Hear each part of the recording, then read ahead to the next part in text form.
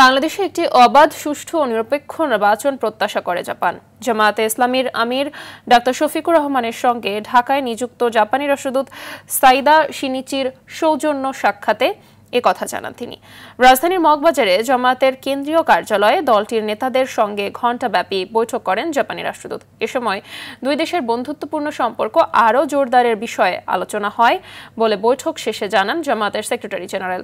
বৈঠকে জাপানকে কৃষি ও শিল্প খাতে বিনিয়োগের আমন্ত্রণ জানান জামায়াতের আমির। বাংলাদেশের মৌলিক সংস্কার নিয়ে চলমান কার্যক্রম পর্যবেক্ষণ করার কথা জানান জাপানি রাষ্ট্রদূত।